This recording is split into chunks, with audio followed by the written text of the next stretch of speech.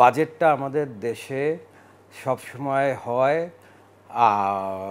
ওই যে ব্যয় বুঝে আয়, অর্থাৎ দেশে এই বছর আমি এত লক্ষ কোটি টাকা খরচ করব, এইটাকে যেভাবেই হোক ট্যাক্স পেয়ারদের থেকে এবছর আদায় করে ছাড়বো।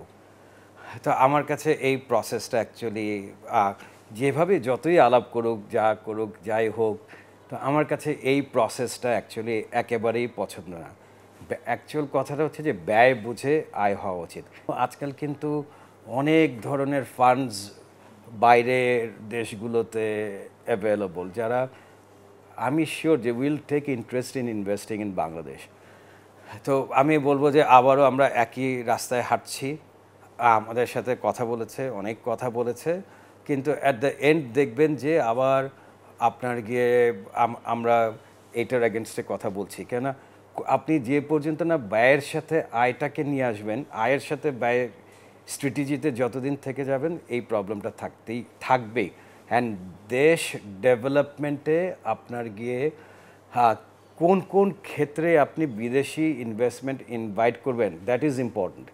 এখন আমি এমন কিছু দিয়ে দেবো না যে আমার দেশে যদি আজকে গোল্ড মাইন পাওয়া যায়, আমি গোল্ড মাইন আমি আজকে বিদেশিকে দেবো না, আমি 20 বছর অপেক্ষা করব, কিন্তু এই গোল্ড মাইন আমি নিজের দেশের টাকায় নিজের দেশের লোক দিয়ে আমি এক্সট্র্যাক্ট করব। আমি এমন জিনিস দিয়ে দেবো, রাস্তা দিয়ে দেবো, আপনার গিয়ে ওই পিপিপি বেসিসে রাস্তা দিয়ে দেবো, 20 বছর ধরে 30 বছর ধরে ও আয় করবে, ও দেশে নিয়ে যাবে, আমি কিন্তু ওইটাকে আয় করে তারপরে ইনভেস্টমেন্ট সে যেটা করেছে তাকে ফেরত দিয়ে দিচ্ছি।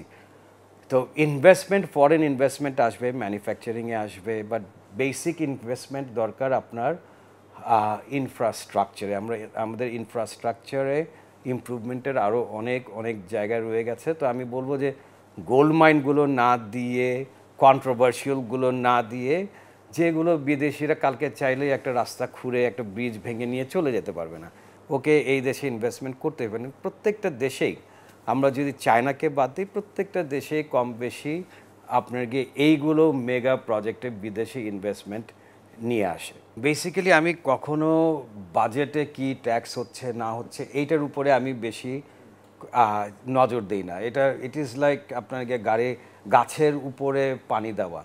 আপনার ইনকাম লেভেলটা মানুষের ঠিক আছে কিনা, অর্থাৎ আপনি 100 টাকা আয় করছেন, 100 টাকার আপনার ওই যে আপনার কি ব্যয় হয়ে যাচ্ছে 200 টাকা কিনা, বা আপনার জীবনযাত্রা বা জীবনের মাত্রা মেনটেন করতে গিয়ে আপনি কমফোর্টেবল কিনা। যে পর্যন্ত না ব্যয় অ্যান্ড আয়ের গ্যাপটা বাড়বে, ওই পর্যন্ত বাজেটের ইম্প্যাক্টগুলো আপনার গিয়ে ট্যাক্স বাড়াক বা কমাক, অ্যাবজর্পশনের ক্যাপাসিটি থাকতে হবে আপনার গিয়ে আমাদের কনজিউমারদের মধ্যে। আর সবথেকে বড় সমস্যা আমি যেটা দেখি যে আমরা আছি বাংলাদেশে, আমরা আপনাদেরকে বা সরকার বলি বা আমরা জনগণ, আমরা এনজয় করছি বাংলাদেশের লেভেলের কি বলবো জীবন মাত্রা, কিন্তু আমরা ট্যাক্সড হয়ে যাচ্ছি আমেরিকার মতো। অর্থাৎ আপনি আমাকে লাইফের কোয়ালিটি গ্যারান্টি করছেন খুব লো, ট্যাক্সটা করছেন সাংঘাতিক হাই, যে কারণে আপনি এত লোক থাকার পরেও ট্যাক্স পেয়ারদের সংখ্যা খুবই কম।